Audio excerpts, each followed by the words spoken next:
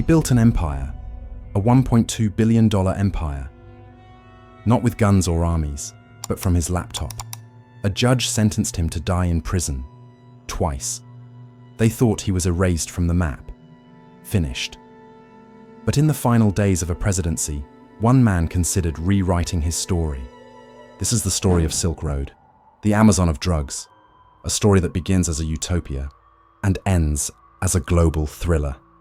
Together, we will dive into the mind of its creator, Ross Ulbricht, a gifted, idealistic young man who, in the span of 2 years, would become the most wanted cybercriminal in the world.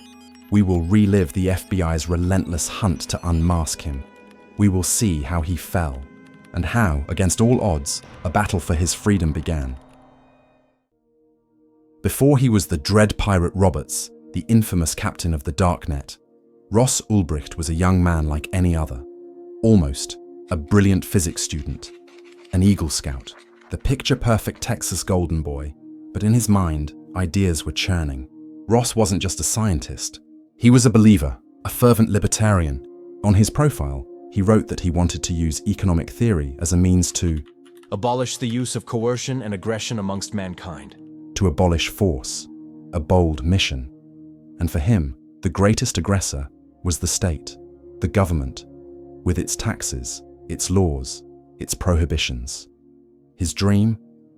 To create a space, a virtual place where freedom would be total, absolute, a marketplace where any individual could buy and sell whatever they desired, with no oversight, no regulation, a digital utopia. He wrote in his journal, "The idea was to create a website where people could buy anything anonymously, with no trail whatsoever that could lead back to them." But to create this lawless zone, he needed weapons, technological weapons. First weapon, anonymity. For that, he used a technology that was still obscure at the time, the Tor network. Imagine a digital labyrinth. Every connection is encrypted and bounced between thousands of relays across the globe. It's impossible to know who is talking, or from where. With Tor, his marketplace would be an invisible fortress. Second weapon, money. For untraceable transactions, he chose a revolutionary and still little-known digital currency, Bitcoin. No bank, no middleman, no names. Just a wallet-to-wallet transaction. The perfect currency for his project. Anonymity and untraceable money. The formula was ready. The stage was set. In February 2011, Silk Road was launched, a name that evoked the ancient trade routes, the exchange of precious goods between continents. But to captain this ghost ship, Ulbricht knew he couldn't use his real name. He needed a mask, a legend. He chose the pseudonym Dread Pirate Roberts. In the story, the Dread Pirate Roberts isn't one man. It's a title, passed down from one pirate to the next. It was Ulbricht's way of suggesting he was just a steward of the flame, that even if he fell, Silk Road would live on. But this libertarian utopia, this dream of a world without rules, would very quickly morph into a business far darker and far more lucrative than anything he could have ever imagined. The success was immediate, explosive. Digital word of mouth was running at full throttle. In less than 3 years, the site would generate the equivalent of $1.2 billion in transactions. On every sale, Ulbricht, as the Dread Pirate Roberts, took a commission. His personal fortune skyrocketed, estimated at over $80 million. From Australia to Europe to the United States, thousands of people were logging on to do their shopping at the largest illegal supermarket on the planet.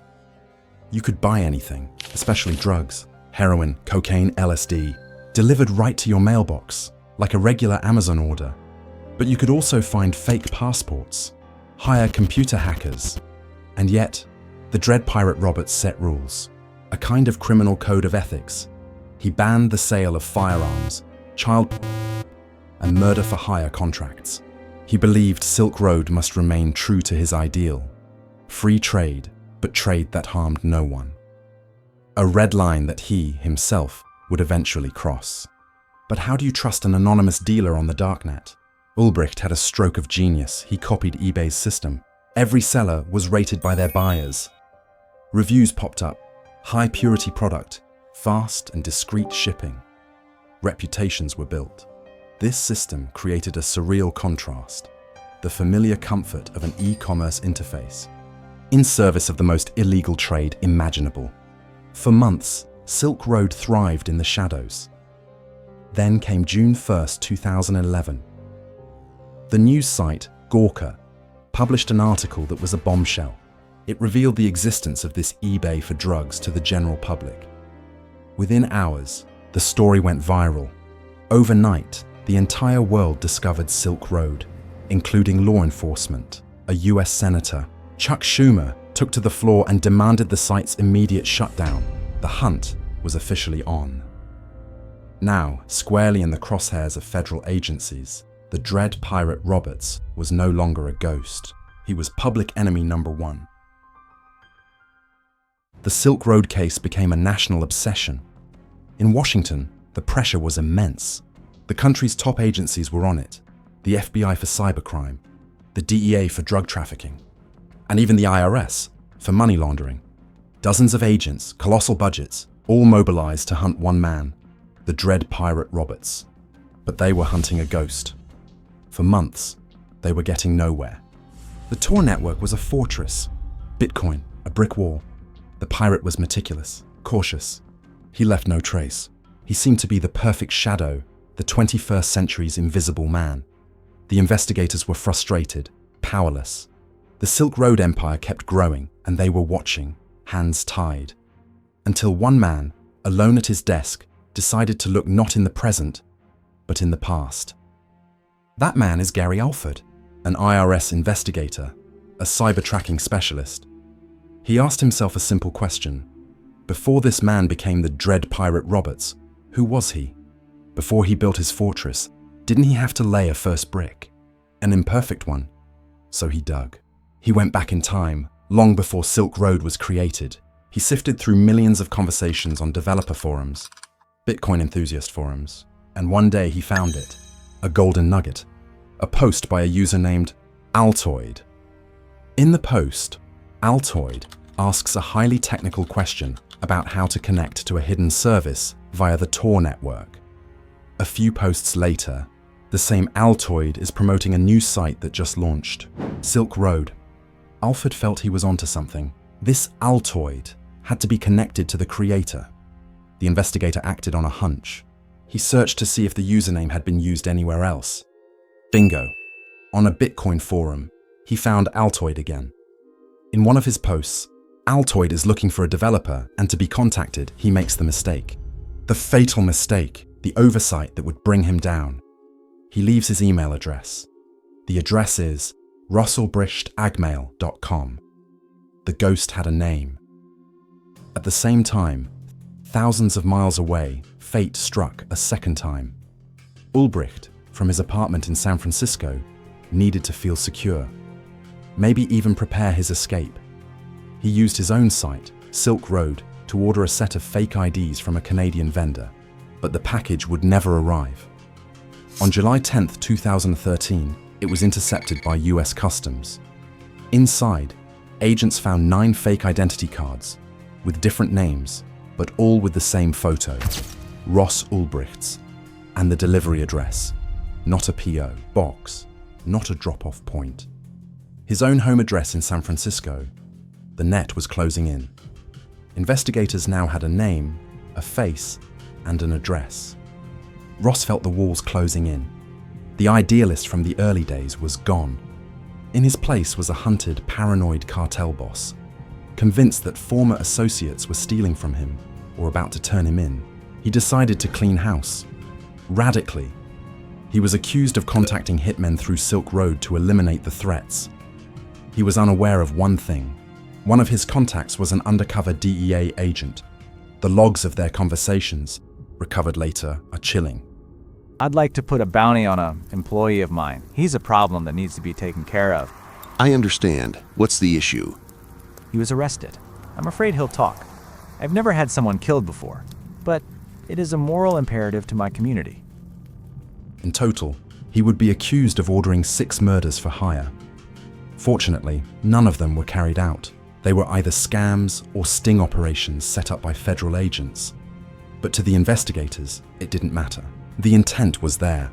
The young libertarian who wanted to abolish coercion had become a man willing to kill to protect his empire, with a name, an address, and proof of his violent turn. The FBI had only one thing left to do: take him down. And not just any way, they had to catch him in the act. Laptop open, red-handed. October 1st, 2013. The location chosen for the final takedown wasn't a dark warehouse or a luxury villa, but a simple neighborhood library. It had become Ross Ulbricht's office. A quiet public place where no one would pay attention to a young man hunched over his laptop. For days, undercover FBI agents had been sitting among the students and retirees, watching him, studying his every habit, waiting for the perfect moment. The FBI's plan was surgically precise. They couldn't just arrest him. They had to catch him while he was logged in as the Dread Pirate Roberts. 1 second of inattention on their part, and he could slam the laptop shut. The hard drive was so powerfully encrypted that even the FBI's experts would take years to crack it. Maybe they never could. They would get one shot. It would all be over in less than 5 seconds. The team was in place. The signal was given. The strategy was simple, but brilliant. Create a diversion. Force him to look up and to take his hands off the keyboard. 2 agents start yelling. A couple's fight, violent and sudden, erupts in the middle of the library's silence. The trap worked. Startled, Ulbricht looked away. It was the split second the FBI was waiting for. The agent across from him throws himself over the table, snatches the laptop, and slides it to another agent who is already there to grab it. Ross was tackled to the ground before he even knew what was happening. The king of the darknet was exposed. Jackpot. The screen was open to the main Silk Road dashboard. The logged-in username, Dread Pirate Roberts, he was caught red-handed. The evidence was total, irrefutable, but that was just the beginning. Exploring the computer, investigators discovered a treasure trove of digital evidence. It was all there. His personal journal, where he meticulously documented the creation and management of his empire, the complete accounting books with profits in the tens of millions of dollars, the conversations where he ordered hits, and most importantly, a wallet containing 144,000 bitcoins, his personal fortune. A record-breaking seizure. The trial of Ross Ulbricht began in January 2015. His lawyer tried to portray him as a mere scapegoat, an idealist who had passed the torch to other Dread Pirate Robertses. But the evidence was overwhelming. The journal, the laptop logs, everything spoke against him.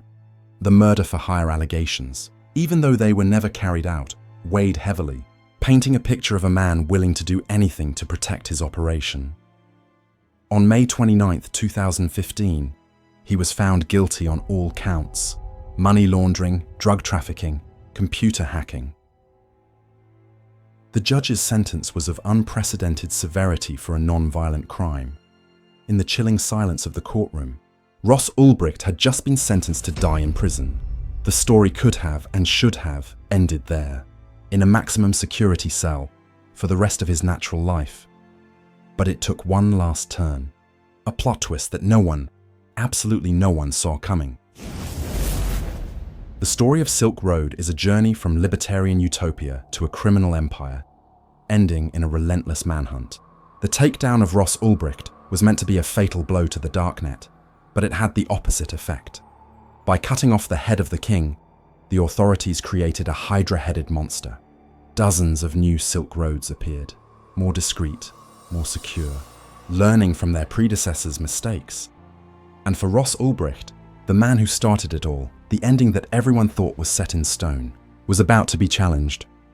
Ross's life sentences shocked a segment of the public. For many, the sentence was disproportionate, an exemplary punishment for a non-violent crime, orchestrated by a man who never held a gun. A massive support campaign was born, the Free Ross movement. His family, his friends, along with thousands of anonymous supporters and prominent figures from the tech and civil liberties worlds, mobilized. They decried what they saw as a two-tiered justice system and a trial marred by irregularities, pointing to the corruption of 2 federal agents on the case who were later convicted themselves. their fight reached the highest echelons of power. Near the end of his term, President Donald Trump publicly stated he was considering granting clemency to Ross Ulbricht. The world held its breath, but the days ticked by, and on January 20th, 2021, Trump's term ended. Ross Ulbricht's name was not on the final pardon list. For Ross Ulbricht, the doors seemed to have slammed shut. The dread pirate Robert's utopia had ended in concrete and steel. The years continued to pass, adding to a decade already spent behind bars. Then, in a twist few thought possible, the 2024 presidential campaign brought an unexpected promise. Donald Trump, running once again, publicly pledged to free Ross Ulbricht if he returned to office. January 2025. History seemed poised to repeat itself. A new Trump administration, a new window of opportunity. The world, and especially the Ulbricht family, held its breath for a second time, but this time, the outcome would be different. On January 21st, 2025, after more than 11 years behind bars, Ross Ulbricht was a free man. The dread pirate Roberts had finally left his ship of concrete and steel. For his supporters, it was the end of a profound injustice. For his detractors, the beginning of a new controversy. This story poses a fundamental question, one that concerns all of us in the digital age. Was Ross Ulbricht's sentence a necessary act of justice to contain a dangerous phenomenon?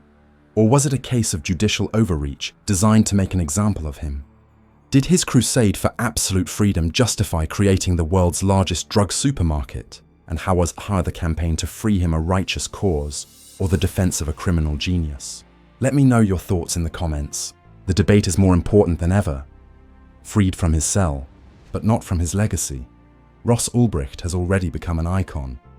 To some, the mastermind of a criminal empire that unleashed chaos. To others, a martyr, the first political prisoner of the Bitcoin era, a pioneer sacrificed on the altar of the war on digital freedom. A new chapter of his life began the day he was arrested. Now, another one begins. But his legacy continues to shape the darkest corners of the internet, and it is far from finished asking us questions.